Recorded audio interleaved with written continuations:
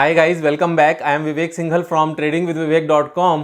और एक क्वेश्चन अक्सर पूछा जाता है कि विवेक भाई सेक्टर रोटेशन के बारे में कुछ बताओ। और सेक्टर रोटेशन के बारे में कुछ चीज़ें समझ में आई तो थोड़ा सा अच्छा होता है। देखो, यहाँ पर एक बात समझने की ज़रूरत है कि चाहे वो कोई डिफरेंट एसेट क्लास हो या यहाँ पर वो कोई पर्टिकुलर इंडस्ट्री हो, हर किसी की एक साइकिल होती है। और साइकिल का मतलब यहां पर किस तरीके से है कि कुछ चीजें ऊपर जाती हैं, ऊपर से नीचे आती हैं, फिर वापस ऊपर जाती हैं। ऐसा क्यों होता है? ऐसा होने का बड़ा सिंपल सा रीजन है कि जो लोग मार्केट को ऑपरेट करते हैं, जो ऑपरेटर्स होते हैं, उनके पास कभी भी इतना पैसा एक साथ नहीं होता कि वो सारी ही एसेट्स क्लास को एक साथ लेकर चल सके, या सारी इंडस्ट्रीज को एक साथ लेकर चल सके, सारे सेक्टर्स को एक साथ लेकर चल सके, या उस पर्टिकुलर सेक्टर में भी सारी कंपनीज को एक साथ लेकर चल सके। ऐसा क्यों है? ऐसा इसलिए है कि मार्केट में तीन तरह के इन्वेस्टर्स होते हैं। एक वो जो प्रोमोटर्स हैं, यानी कि जिन्होंने कंपनी को स्टार्ट किया, जो लॉन्ग टर्म इन्वेस्टर होते हैं, जो चेंज नहीं करते, जिनका एक ही कंपनी में उनकी पूरी सारे का सारा ऑलमोस्ट सारा पैसा लगा होता है। दूसरे वो होते हैं जो इंस्टीट्यूशंस हैं, जैसे एफआईआईज हो गया या डीआईआईज हो गया। तीसरा होता है जनरल पब्लिक। जनरल पब्लिक में दो तरह के इन्वेस्टर्स होते हैं, एक retail general public like people like us, and दूसरा एचएनआईज यानी कि high net worth individuals.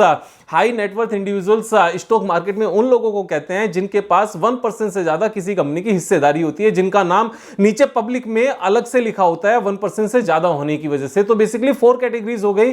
One is promoter, second is FII DIIs, and third one is public. Public में दो हो जाते हैं यहां पर, एचएनआईज यानी कि rich people, and second general means retailers. तो यहां पर जो लोग मार्केट को चलाते हैं, जिनके हाथ में मार्केट को चलाना होता है, वो कौन लोग होते हैं? वो या तो एचएनआईज होते हैं या फिर वो एफआईआई डीआईआईज होते हैं, क्योंकि यही लोग मार्केट को ऑपरेट करते हैं। ऊपर या नीचे लाने का काम इन्हीं का होता है, ना तो जनरल पब्लिक का होता है, ना ही ऑपरेटर्स का होता है। ऑपरेटर भी अपने शेयर्स में वेरी रेयरली कोई चीज खरीदते या बेचते हैं, क्योंकि उनकी जितनी भी हिस्सेदारी होती है वो सारी की सारी मेंटेन्ड होती है। लेकिन एफआईआईज, डीआईआईज एंड एचएनआईज, ये तीन कैटेगरीज हैं जो लगातार यहां पर मार्केट को मूव कर रहे होते हैं। लेकिन इन लोगों का भी 90% पैसा इन्वेस्ट रहता है, सिर्फ 10% पैसा ही ये लोग ट्रेडिंग के लिए यूज करते हैं। अब क्योंकि ट्रेडिंग के लिए सिर्फ 10% पैसा ही यूज करते हैं, तो आप ये मानकर चलो कि सपोज 50% हिस्सेदारी जनरली प्रोमोटर्स के पास है, और जो बची हुई हिस्सेदारी है, बची हुई हिस्सेदारी में से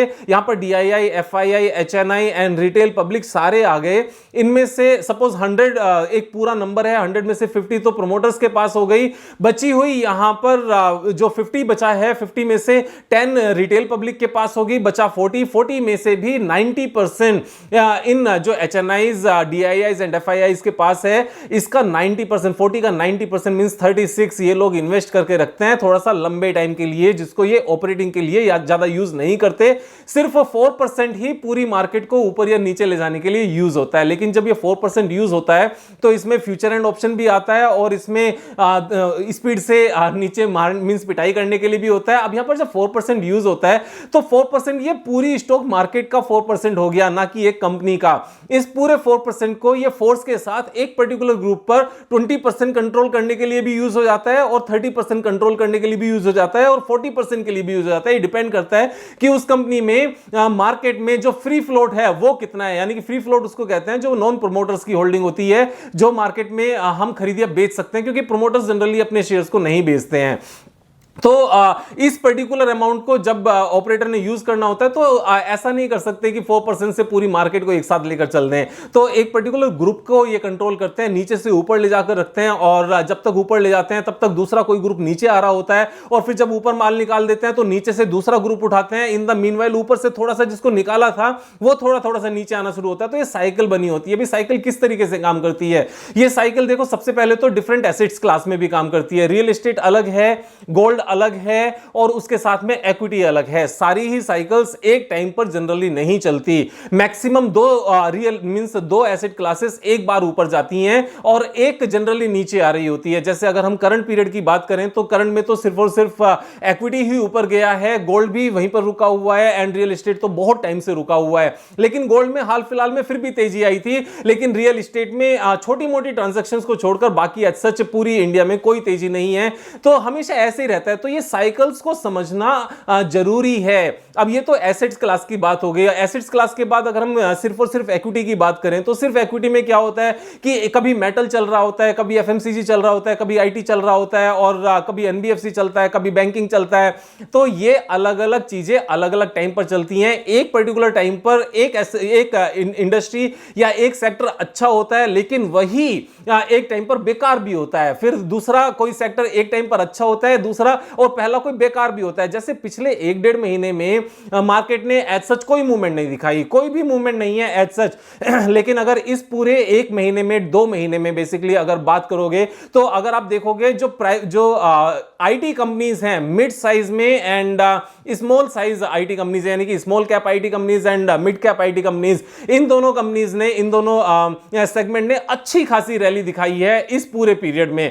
तो एवरी टाइम हमेशा ऐसी चल रहा होता है जब मार्केट मई 2020 में, यानी कि लास्ट ईयर जब पेंडेमिक हुआ था उस टाइम पर जब पूरी मार्केट नीचे थी, उस टाइम पर एफएमसीजी लाइफ टाइम हाई बना रही थी। उसी टाइम पर उसके बाद में थोड़ा मींस साथ के साथ ही वहां पर pharma companies life time high बना रही थी। उसके कुछ टाइम बाद इन्होंने लाइफ टाइम हाई बनाना बंद कर दिया, लेकिन आईटी कंपनीज ने लाइफ टाइम हाई बनाना शुरू कर दिया। उसके कुछ टाइम बाद उसने लाइफ टाइम हाई बनाना बंद किया और जो प्राइवेट सेक्टर बैंक है उन्होंने लाइफ टाइम हाई बनाना शुरू किया। उसके बाद में एनबीएफसी का नंबर आया, उसके बाद में ये बाकी मेटल चलना शुरू हुआ, उसके साथ में केमिकल इंडस्ट्री चलनी शुरू हुई, फिर ऑटो में थोड़ा सा उछाल आया। तो वन बाय वन ये चीजें लगातार चलती होती हैं। इन चीजों को समझा कैसे जाए, इन चीजों को हमें समझना पड़ेगा। इसके साथ थोड़ा सा इकोनॉमिक्स का भी यूज करना पड़ेगा कि कब किस टाइम पर ये पूरी ओवरऑल साइकिल काम करती है। इन चीजों को अगर बहुत ज्यादा डिटेल में समझना है तो हमें बुक्स भी पढ़नी पड़ेगी। अब जैसे बुक्स की अगर हम बात करें तो एक पर्टिकुलर मैं बुक यहां पर बात करता हूं आपको,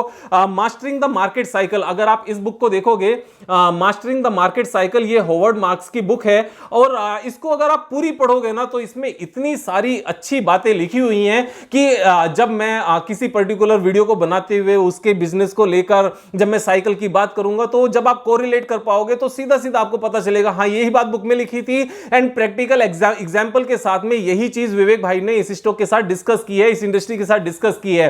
तो जब हम इन चीजों को पढ़ते हैं, आगे बढ़ते हैं, तो लगातार चीजें अच्छी होती है। यहां पर सबसे इंपॉर्टेंट पॉइंट अगर आपको याद रखना है तो वो ये है कि कभी भी किसी भी ऑपरेटर के पास कंबाइन टुगेदर इतना पैसा नहीं होता कि वो पूरी की पूरी स्टॉक मार्केट को एक साथ ऊपर लेकर जा सके। तो चाहे मार्केट ऊपर है चाहे मार्केट नीचे है, कुछ सेक्टर्स ऐसे मिलेंगे जो ऊपर चल रहे होंगे, कुछ सेक्टर्स ऐसे मिलेंगे जो नीचे चल रहे होंगे। चाहे मार्केट कंसोलिडेशन में है तब भी कुछ सेक्टर्स नीचे चल रहे होंगे, कुछ ऊपर चल रहे होंगे, कुछ कंसोलिडेशन में होंगे। जब मार्केट ऊपर होगी तब भी ऐसा ही हो रहा होगा, कुछ सेक्टर्स ऊपर होंगे, कुछ कंसोलिडेशन में होंगे, कुछ नीचे होंगे। और जब मार्केट नीचे जा रही होगी ना तब भी सेम ऐसा ही होगा। हमें करने की क्या जरूरत है, हमें सिंपल सा ये देखना है कि वो कौन सी ग्रेट कंपनीज हैं जिनका हमें पता है कि ये बिजनेस अच्छा कर रहे हैं according to the past track record, जिनके लेटेस्ट रिजल्ट्स भी अच्छे आए हैं और जिनमें टेक्निकल सेटअप बन रहा है। अब अगर उन पर्टिकुलर तीनों चीजों को एक साथ में जोड़ने के बाद में हमें चीजें अच्छी लगी, लेकिन ओवरऑल सेंटीमेंट हो सकता है उस टाइम पर हमें बेकार नजर आ रहे हो। क्यों?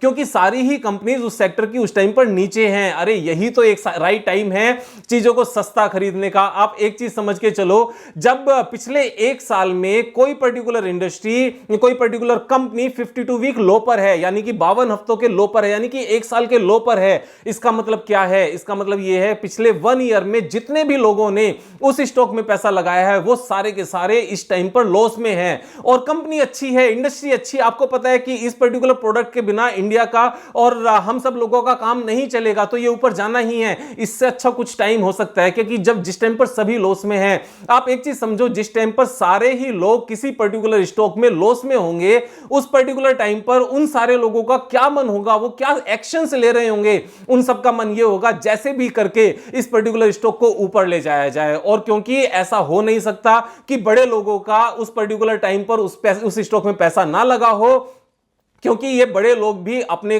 पैसे को 2 तरीके से लगाकर रखते हैं। 90% पैसा उनका इन्वेस्टमेंट में रहता है, 10% पैसा ही ट्रेडिंग के लिए रहता है। तो जब 90% पैसा उनका लगा हुआ है और उनको ऊपर लेकर आना है, और उन्हीं के हाथ में मार्केट को ऊपर लेकर आना भी है, तो वो क्या करेंगे? नीचे के लेवल पर माल खरीदेंगे और फाइनली ऊपर लेकर आ जाएंगे। तो जब भी कोई बड़ी कंपनी 52 वीक लो पर मिले तो उसमें कुछ ना कुछ पैसा जरूर डाल देना चाहिए। जब आप उसको 6 मंथ्स के बाद देखोगे ना, तो वही पर्टिकुलर स्टॉक वहां पर 52 वीक हाई पर मिल रहा होगा और तब हम सोच रहे होंगे कि यार ये पर्टिकुलर स्टॉक उस टाइम पर वहां अवेलेबल था, तब लिया होता तो अच्छा होता। लेकिन लिया कैसे होता, हम क्यों नहीं ले पाते? क्योंकि किसी भी एक सोची समझी तकनीक के बेस पर हम काम ही नहीं करते, सिर्फ और सिर्फ दोस्तों के कहने से या टीवी सुनने से काम करते हैं। वो चीज वो अप्रोच गलत है। अपनी स्ट्रेटजी सिंपल कर लो, बड़ा सिंपल है कि जो कंपनीज अच्छी हैं, जिनके बिजनेस अच्छे हैं, जिनके प्रोडक्ट अच्छे हैं, जो बहुत सारे सालों से बिजनेस में हैं और अच्छा ट्रैक रिकॉर्ड है स्टॉक प्राइस का भी, प्रॉफिट के बढ़ने का भी, अगर वो 52 वीक लो पर मिल रहा है अभी शेयर, उसको ले लो। कितने परसेंट लगाना है वो अपनी चॉइस है, 2% लगाओ, 3% लगाओ, पार्ट्स में करके लगाओ कि 2% अभी ले लिया और नीचे गया तो 2% और ले लिया और नीचे गया 2% और ले लिया।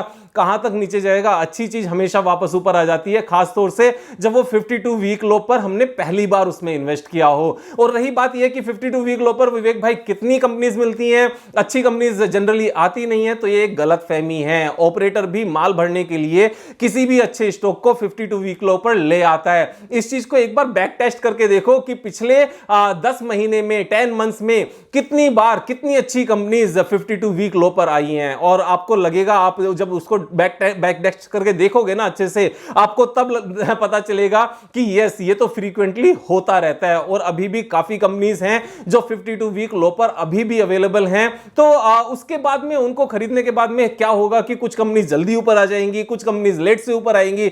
ये पूरी मार्केट साइकिल है, और मार्केट साइकिल जब चलती है ना, इस पूरी मार्केट साइकिल में ऐसा कभी नहीं होता कि हम परफेक्ट हो जाएं, कि हमें पहले से पता हो that with in 3 months these companies will go up, with in 6 months these companies will go up. अगर इतना पता चल जाए तो ईश्वर बन जाएंगे, और इतना पता चल जाए तो मींस दुनिया का सबसे ज्यादा पैसा, सबसे ज्यादा रिच बनने में 1 साल से ज्यादा थोड़ी लगेगा। क्योंकि अगर ये पता चल जाए कल क्या होने वाला है तो उसकी कॉल खरीद लो। जब ये पता चल जाए ये होने वाला है, उसका फ्यूचर खरीद लो, सारे पैसे एक ही में लगा दो। तो फ्यूचर देखना किसी को नहीं पता, फ्यूचर देखना किसी को नहीं आता, किसी को भी फ्यूचर देखना नहीं आता। तो यहां पर 40% साल का इसीलिए बनता है क्योंकि हमें फ्यूचर देखना नहीं आता, और टाइम यहां पर कंसोलिडेशन का भी आता है। तो जब काफी लोग कहते हैं विवेक भाई सारे साल ऐसे थोड़ी जाएंगे, सारे साल इतने अच्छे थोड़ी जाएंगे, अगर सारे साल इतने अच्छे चले गए तो 180% की CAGR भी आएगी, 150% की भी आएगी, 100% की भी आएगी। ये 40% की इसीलिए रह जाती है क्योंकि सारे साल इतने अच्छे नहीं जाते। अगर सारे साल इतने अच्छे चले जाए तो 100% से कम कभी आएंगे ही नहीं, क्योंकि इतनी बुल मार्केट में तो 100% भी आ जाता है। तो इन सब चीजों को ध्यान रखो, साइकिल समझो, हर चीज की एक साइकिल है। थोड़ा सा डिटेल में एनालिसिस करो, यूट्यूब पर जाकर सीधा स्पेसिफिक क्वेश्चन सर्च करो, गूगल पे जाकर सीधा स्पेसिफिक क्वेश्चंस आप सर्च करो। गोल्ड की यहां पर एक साइकिल को लेकर सर्च करो, गोल्ड साइकिल कितने टाइम की होती है, कितने टाइम की नहीं होती है। देखो किसी भी चीज में मास्टरी करने के लिए ना टाइम लगाना होता है। तो इसका मैं आपको एक सिंपल सा सॉल्यूशन बताता हूं। जितनी भी आपकी ड्यूटीज हैं फैमिलीज को लेकर या अपने ऑफिस को लेकर, सारी duties Monday to Friday finish कर लो। सैटरडे संडे सिर्फ और सिर्फ स्टडी के लिए होना चाहिए, क्योंकि रिच बनना है तो यहां पर सैटरडे संडे अपनी एनालिसिस में, अपने स्किल्स डेवलपमेंट में, अपना ख्याल रखने में लगाने पड़ेंगे। और अगर हम ये काम नहीं कर सकते तो एक्चुअल में हम रिच बनने का सपना गलत देख रहे हैं, क्योंकि रिच सिर्फ और सिर्फ सपना देखने से नहीं बना जाता। रिच सपना देखकर उसके लिए जो स्किल्स डेवलप करने हैं वो स्किल्स डेवलप करने पर टाइम लगाया जाता है, मेहनत लगाई जाती है, एनर्जी लगाई जाती है, और साथ में फिर अपने स्किल्स को डेवलप करके उसको एग्जैक्टली सेम तरीके से इंप्लीमेंट भी किया जाता है। अगर ये सारे प्रोसेस नहीं पूरा करेंगे ना तो हम सिर्फ उन्हीं लोगों में रह जाएंगे जो सिर्फ सोचते हैं लेकिन उसको अंजाम देने के लिए मेहनत करने को तैयार नहीं है। तो यहां पर सिर्फ सोचना नहीं है, यहां पर मेहनत भी करनी है। अगर इन साइकिल्स को अच्छे से समझना है तो इसको लेकर आपको बुक्स भी पढ़नी पड़ेगी। एक बुक का मैंने रेफरेंस दिया, जब ये पूरी बुक पढ़ लोगे ना तो इससे रिलेटेड आपके पास यूट्यूब पर सर्च करने के लिए, गूगल पर सर्च करने के लिए इतने सारे टॉपिक्स होंगे कि सारे डॉट्स वहीं से कनेक्ट हो जाएंगे, और आपको शायद दूसरी बुक के बारे में किसी से पूछना नहीं पड़ेगा। आप ऑटोमेटिकली इतनी सारी चीजें सर्च कर डालोगे यूट्यूब पर और गूगल पर। तो मेहनत करते रहो, चीजों को समझते रहो। आपको एक आइडिया दिया है मैंने, और ये आइडिया इसलिए दिया है क्योंकि ये इतना बड़ा टॉपिक है। इस पूरी साइकिल को समझना, सेक्टर रोटेशन को समझना, एसेट क्लास को समझना, कि इसको एक वीडियो में क्या 10 वीडियो में भी एक्चुअल में समझाना थोड़ा सा मुश्किल है। ये एक वास्ट सब्जेक्ट है, और जब ये पूरा सब्जेक्ट समझ में आ जाता है ना तो दुनिया के सबसे ज्यादा पैसे एक्चुअल में तभी बनते हैं। उसका एक बड़ा क्लासिक सा एग्जांपल है, पिछले 6-7 साल से metal industry was going down down and down, and अभी पिछले 12 महीने से यही इंडस्ट्री मतलब टॉप बनाती जा रही है, लगातार ऊपर जाती जा रही है। एक कंसोलिडेशन में आती है, फिर ऊपर जाती है, कंसोलिडेशन में जाती है, फिर ऊपर जाती है। वही जेपी पावर जो 99 रुपीज से सिर्फ और सिर्फ 1 रुपी रह गया था, वही अब वापस से ऊपर आने की तैयारी में है। जिसने 99% लोगों के पैसे खो दिए थे, वही अब वापस से रिकवरी पाथ में भी है। तो यहां पर सेम चीज जो एक टाइम पर बेकार थी, सेम चीज दूसरे टाइम पर अच्छी भी होती है। जरूरत है तो उसके बिजनेस को समझने की, उस साइकिल को समझने की, फंडामेंटल्स को समझने की, एंड मोर ओवर टेक्निकल को समझने की है, and most important operators game को समझने की। तो चीजों को समझ के करो तो मजा आएगा। नोट्स बनाते रहो और क्लासेस भी लेते रहो। Thank you so much, have a nice day. कल फिर मिलेंगे एक नई वीडियो के साथ, तब तक मजे करो यार।